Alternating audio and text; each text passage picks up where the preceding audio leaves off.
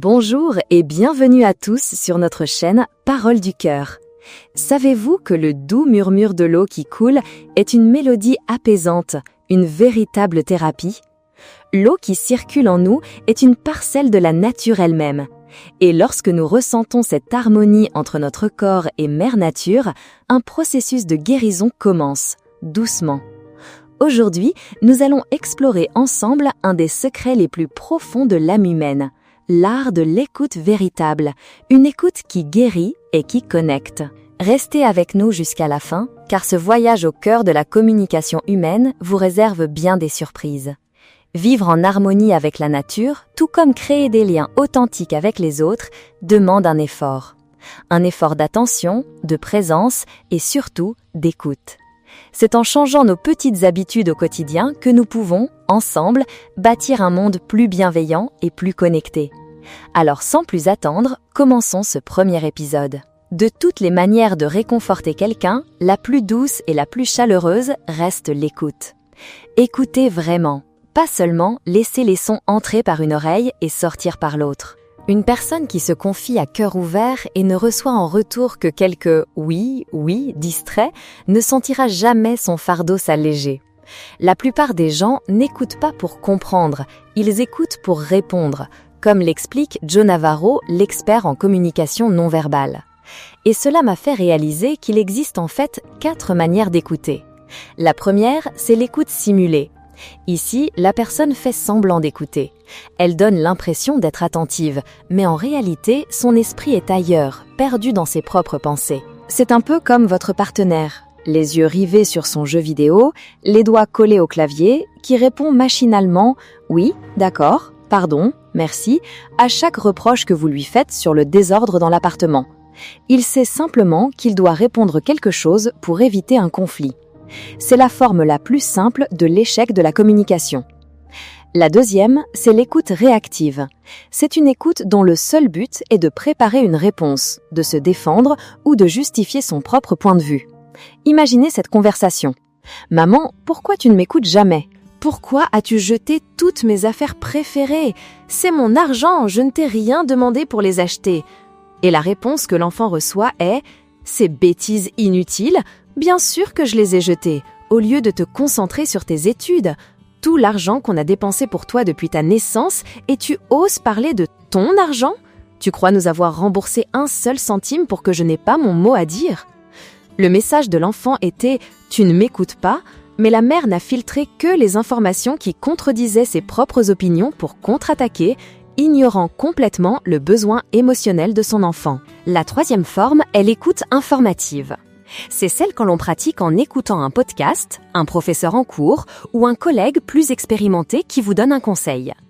Ce type d'écoute demande une grande sélectivité. On écoute pour recueillir et accumuler des informations sans forcément se mettre à la place de celui qui parle. Et enfin, la dernière forme, la plus élevée et la plus précieuse, l'écoute empathique. C'est la compétence la plus importante pour apaiser les blessures, pour dénouer les blocages que chacun porte en soi. L'écoute empathique cherche à déceler les émotions positives qui percent dans chaque histoire et s'appuie sur les forces de la personne qui parle pour éveiller ce qu'il y a de meilleur en elle. La clé de l'écoute empathique, c'est de se concentrer sur les émotions qui se cachent derrière les mots. Avec cette forme d'écoute, on réalise qu'il n'est pas toujours nécessaire de répondre ou de montrer son accord. Une personne qui écoute avec empathie est capable de comprendre bien plus que ce que les mots disent. Pour moi, c'est lorsque mon interlocuteur me montre son attention par des gestes simples et sincères, par une communication non verbale positive.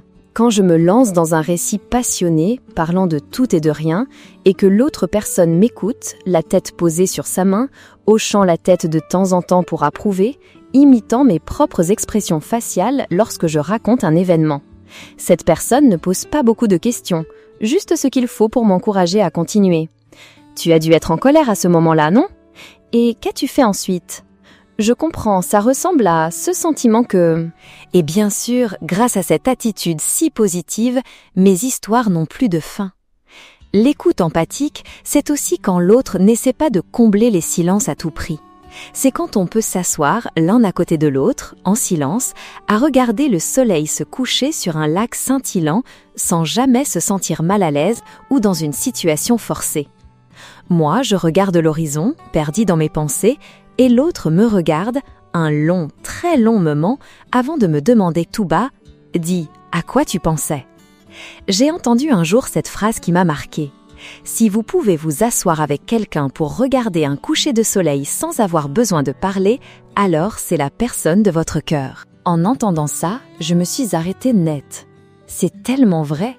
Le moment où l'on réalise que l'autre est la bonne personne, c'est précisément lorsque les silences dans la conversation ne sont plus des vides angoissants à combler, mais des espaces de paix partagés où l'on ressent une profonde sérénité, simplement en étant ensemble. Le temps semblait s'écouler si lentement, presque au ralenti. On pouvait alors sentir le mouvement du vent, des nuages dans le ciel, entendre le rythme de sa propre respiration et les battements de son cœur. Nous avons souvent tendance à vouloir combler les silences, à éviter ces moments que l'on juge gênants. Mais la personne en face de nous, tout comme nous, a besoin de ce temps pour rassembler ses pensées, pour trouver les mots justes qui décrivent ce qu'elle ressent. Si la personne a besoin d'un long silence, vous pouvez simplement la rassurer en disant « Prends ton temps, je suis là pour toi ». Le silence dans l'écoute active est un moment pour que chacun puisse faire le point avec soi-même. Le silence dans l'écoute empathique, lui, sert à renforcer ce lien invisible et puissant entre celui qui écoute et celui qui parle. Devenir une personne capable d'une écoute empathique n'est pas si compliqué, n'est-ce pas ? Après avoir écouté certains épisodes, beaucoup d'entre vous m'ont envoyé cette question. Parole du cœur, qu'est-ce qui t'est arrivé ? Est-ce que tout va bien ? La vérité, c'est que moi aussi, je suis sur ce chemin pour apprendre à me comprendre.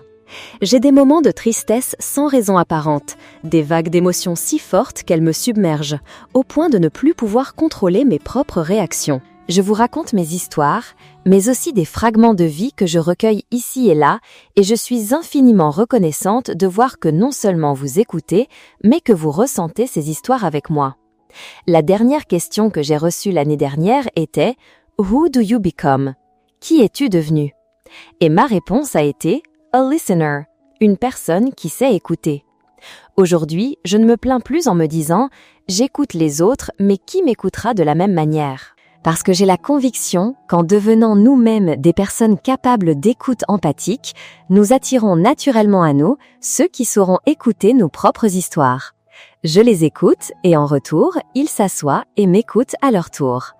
Si ce message a résonné en vous, si vous avez trouvé cette histoire utile, n'hésitez pas à laisser un j'aime, à vous abonner à la chaîne Parole du Cœur et à partager cette vidéo pour que ces mots puissent toucher d'autres cœurs.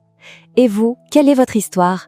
J'adorerais lire vos pensées et vos expériences dans les commentaires. Merci infiniment pour votre écoute. Prenez soin de vous.